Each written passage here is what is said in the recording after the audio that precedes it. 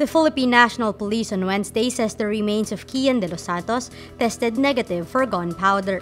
This is contrary to cops' claims that de los Santos was killed when he fought back during the police operation against illegal drugs in Caloocan City last week. The PNP's autopsy on the body of de los Santos also contradicts the findings of the autopsy ordered by the Public Attorney's Office or PAO. The PNP autopsy only confirms 2 gunshot wounds on de los Santos's head, but the PAO autopsy found a 3rd gunshot wound on de los Santos's back. When asked about the contradiction, PNP Crime Laboratory Chief Medico-Legal Jane Monzon says they may have overlooked some wounds because they were only able to perform their autopsy after de los Santos was embalmed. But PAO Medico-Legal Erwin Urfe says the gunshot wound on the boy's back would be hard to miss, even during a post-embalming autopsy. Urfe performed the earlier autopsy on de los Santos. Urfe says the PNP may have neglected to flip the body to look for any wounds on the back. Urfe adds he stands by the PAO autopsy report and vows to release photos of wounds they found.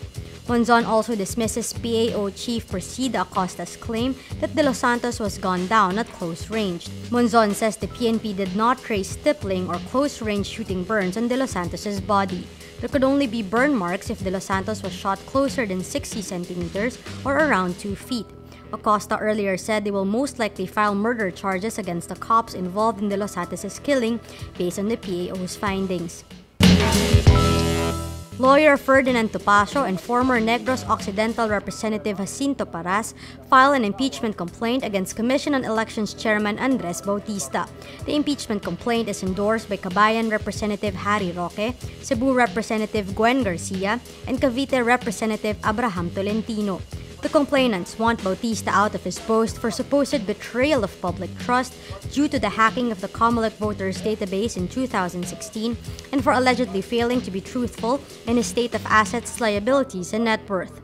Bautista's estranged wife Patricia accused him of amassing 1 billion pesos in ill-gotten wealth. Still on Bautista, the Anti-Money Laundering Council is investigating the bank deposits of the Paul chief at Luzon Development Bank. Bautista allegedly keeps at least 35 accounts at LDB. The AMLC probe is parallel to the probe initiated by the NBI.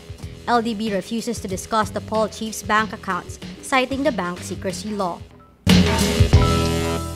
2 persons are killed in Ormoc City after a shallow magnitude 5.1 earthquake struck Leyte Wednesday morning.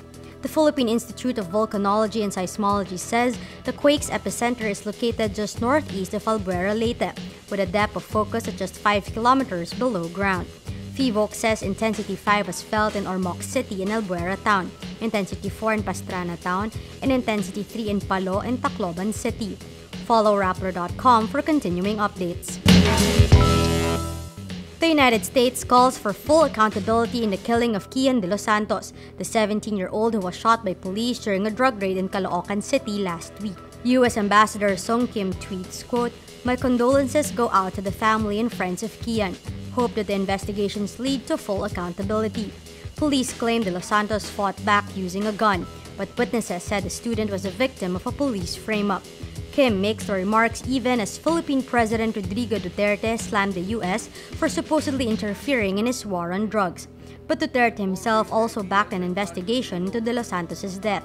Duterte on Monday said that if the investigation proves police murdered de los Santos, the cops involved will rot in jail. United States President Donald Trump says North Korean leader Kim Jong-Un is starting to respect America. This comes hours after U.S. State Secretary Rex Tillerson said talks with Pyongyang over its nuclear weapons programs might be possible in the near future. Trump's remarks are a marked contrast to his rhetoric of recent weeks, when he spoke of raining fire and fury on North Korea. Trump says his aggressive rhetoric is starting to bear fruit. He says, quote, "Some people said it was too strong. It's not strong enough. But Kim Jong-un, I respect the fact that I believe he is starting to respect us. I respect that fact very much."